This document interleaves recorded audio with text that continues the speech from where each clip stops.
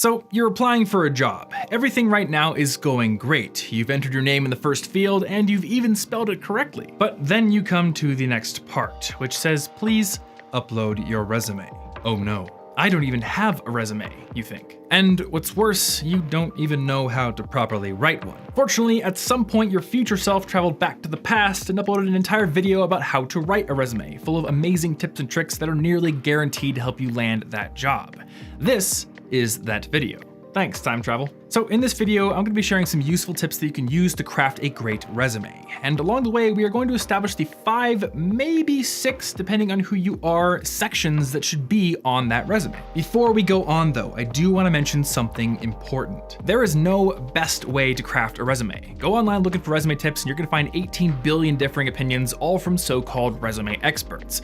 Why? Well, think about the purpose of a resume. A resume is a brief summary of your skills, your achievements, and your experience, and how those relate to the specific job or company that you're applying to. And the job of that resume is to get your posterior into the chair across the desk from a hiring manager, so you can explain in further detail why you're the best person to hire. So your resume is essentially an advertisement. And as I'm sure you're well aware, advertisements come in all sorts of different forms. There's no one perfect way to craft an advertisement that'll work every single time. So keep in mind that you're crafting an advertisement. There are definitely general best practices that you should follow, but nothing so specific as never have an objective statement or always have an objective statement is going to apply in every single case. And this means that there is no one way to craft a perfect resume. There's no perfect resume template. All you can do is seek to make yours great. And to that end, let's get into the tips and sections that you should have on yours. All right, first and most importantly, you're gonna wanna have a section that lists your favorite anime. Fullmetal Alchemist Brotherhood and Space Dandy are great picks, but if you have Naruto as number 1, you're probably dead in the water. Wait, I read that wrong. Actually, first section is gonna be your name and contact information. That actually makes more sense. So obviously this section should include your name. And if you're submitting this resume directly to a company, it should also include your phone number in case they wanna call you directly for an interview. Though I will note that if you're gonna be posting your resume online somewhere publicly, like on a personal website, I would leave the phone number off just so you don't get spammed. In addition to all those basics, you should also include a website and portfolio if you can. And I think this is really, really important. So believe it or not, I've been running my company for almost 10 years at this point, and I have hired several people during that time. And every single time I've set up to hire somebody, the thing I'm most interested to see on applications is examples of completed work. And I am not alone in this desire. So use the rest of the tips that we're gonna go through in just a second to craft your resume and make it shine as best as it can, but also give the hiring manager an option to go look at a portfolio or some examples of the work that you've done if they so choose. That brings us to the next section on your resume, which I believe should usually be your work experience. And the first thing that I have to say about this section is that you should be putting your most relevant experience first given the job that you're applying for, which means that you should be tailoring your resume to every single position you apply for. Yeah, it's more work, but it is worth it. Now, for the people out there who already have established careers and who aren't jumping into a completely new industry, reverse chronological order usually achieves this. But this tip is very relevant for students and for new grads because you often have great summer experience, great internships, things like that, but then you have to make ends meet during the semester and you flip burgers or mow lawns. But if you're applying for a great job at a tech company and you had a great tech internship last summer and then afterwards mowed lawns just to make some extra pocket money, you don't want to put the lawn mowing first, because if I'm a tech recruiter and I'm looking at your resume and the first thing I see is lawn mowing experience, I'm probably gonna move on to the next resume. I'm not gonna look down further and see that you have great experience on your second item that's listed. The most important thing you can understand about your resume, other than the fact that it is an advertisement, is that recruiters don't have a whole lot of time to look at it. You might put a lot of time into it, you might put all your work into crafting it and making it the best that you can, but when it gets to a recruiter's desk, it's probably in a stack of hundreds of others. And according to an article put out by theladders.com a few years ago, the average resume only gets 6 seconds of attention before the recruiter makes a fit or no fit decision. So you want to make those 6 seconds count. All right, on to the next main tip. When you're listing out your job descriptions, highlight achievements rather than duties. And if you can, back up those achievements with numbers. The reality of the situation is that hiring managers are not that interested in what your duties were at your last job, what you were expected to do. They're a lot more interested in what you actually accomplished, especially if there are specifics involved. So for example, listing something like organized an introductory program attended by 3,500 incoming freshmen and helped book 4 professional speakers and workshop leaders works a lot better than just responsible for organizing introductory program for new freshmen. And I will say for this tip in particular, you may want to go into the description down below after watching the rest of the video, because I'll be linking to my own resume, which has some great examples of using specifics and numbers in that work experience section. But of course, there is one elephant in the room for many of you, which is the question, what if I don't have any experience? Well, this is known as the experience paradox. Many jobs need you to have experience before they'll hire you, but to get experience, you need to have a job, right? Now, while the experience paradox is difficult to overcome, it is not impossible to overcome. And one thing that I want to note here before I talk about my main tip related to it is that a lot of companies offer internships. And when a company builds an internship program, they're often looking for promising candidates that show a lot of potential, but maybe who don't have a whole lot of industry experience. So if that's what you're lacking, then show some other qualities and you might get hired in those kinds of positions. But here's my main tip. For many fields out there, nobody has to give you permission for you to go and do work that's worth showing off on a resume. Want to become a web developer? Well, then spend a few weeks learning how to build a website or web app in your own time, build it, host it on the internet, and list that on your resume as work experience. My friend Martin actually started working with me as a web developer,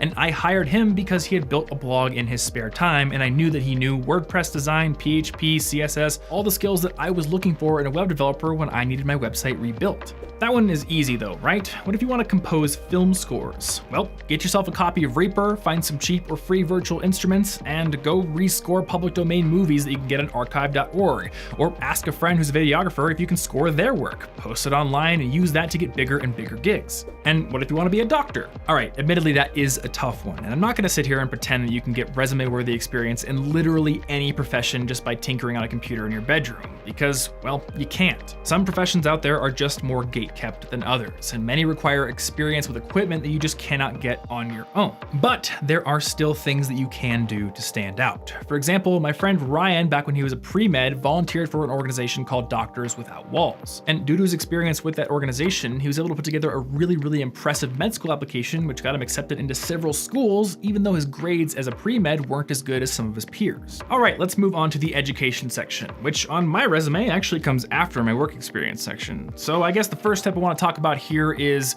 how to strategically place your education section. So if you are in college or if you just got out of college, it may make sense to put your education section before your work experience, especially if you're trying to get into a more established field with bigger and older companies who may still put a lot of value on the school you went to and your academic achievements. But as a general rule, solid, impressive experience is going to matter to most companies more than the school that you attended, especially for newer companies and companies in fields like design and technology. So as your experience gets more and more impressive, as you accumulate more of it, think about highlighting that before your education. That just leaves us with the question of GPA, or grade point average. Do you include it on your resume or do you leave it off? Well, here is what I was told when I was in college. If your GPA is a 3.2 or above, put that on your resume right alongside your degree in your school. If not, leave it off. And the reason that I'm including this in the video is that I generally agree with this logic, and here's why. Your resume's job is to get your foot in the door, just like your Tinder profile's job is to get you a date, right? So in general, you're not gonna go advertising your flaws front and center on your Tinder profile, unless you can find a way to do it that's endearing and funny. And even then, that doesn't apply as much to the job market as it does to dating.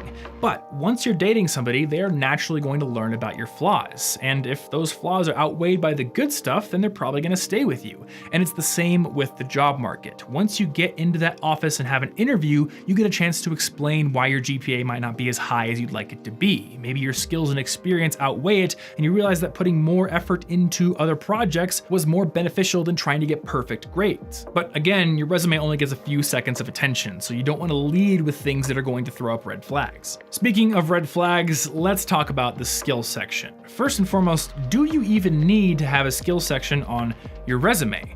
Well, the answer is it depends on who you are. So typically it's useful to have a skills section if you have specific certifications or skills that the job is going to be looking for. So if you have a Cisco networking certification, a CCNA, or you're really proficient in Adobe After Effects or CAD, or you know how to code in Node.js, it can be really useful to put those things in a specific skills section. This is especially useful since many bigger companies these days use what are called applicant tracking systems, or ATS systems. Actually, no, that doesn't work. That's like ATM machine. It's kind of redundant. Anyway, ATSs basically scan resumes for specific key terms that the company is looking for so they can cut down on the number of resumes that an actual human being has to look at. So if you're applying to a company that you know is looking for a specific skill, you want to make sure that skill is listed on your resume, provided you're actually proficient in it. Otherwise, your resume might get tossed in the bin before anyone looks at it. All that being said, don't include a skill section on your resume if all you're going to include is something like Microsoft Office as a general term. And more importantly, do not list soft skill terms. Don't put hard worker, don't put good communicator on your resume. Do not let me catch you putting these things, because the laziest person in the world can write hard worker on their resume. And because of that, for many recruiters, it's a red flag. Why are you putting down hard worker instead of listing experience that proves your work ethic? Bottom line, if you have specific skills, if you have specific certifications that you know they're looking for, definitely include a skill section, or at least make sure they're listed in your work experience section. Otherwise, a skill section is probably not needed. But what you do need are the last two sections that we are going to talk about today: extracurriculars and awards. These sections can bolster the work experience on your resume by showing the clubs and organizations that you're a part of, by listing any leadership positions you have taken in those clubs, which you should definitely list, and by listing any awards, honors, scholarships, anything like that that you've won as well. These sections are essentially a non-pathetic way of writing hard worker on your resume. They might not convey specific skills, but they do convey other traits that recruiters are definitely looking for: a hard work ethic, the ability to adapt and change, the ability to work independently, and your likelihood to step into leadership roles. So absolutely make sure that you have these two sections on your resume as well.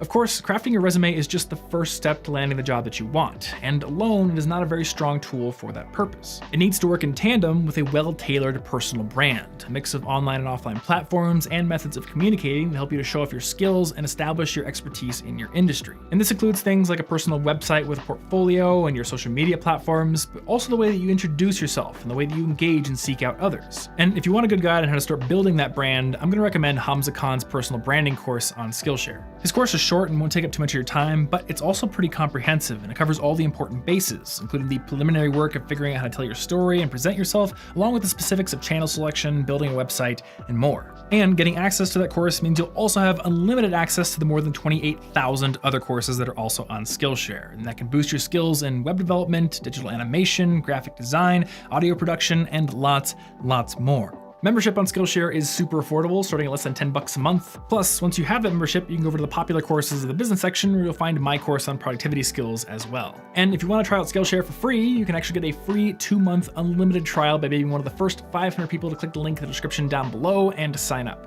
Big thanks, as always, goes out to Skillshare for sponsoring this video and supporting my channel, and as always, thank you guys for watching as well. If you enjoyed this video, definitely hit that like button. You can also subscribe right there to get new videos when they come out every single week, plus right there to get a free copy of my book on how to earn better grades in school. Also, I'm gonna need to have you come in on Sunday. We've had to let a few people go recently, and we're gonna have to play catch up. So if you could be here around 9 a.m., that'd be great.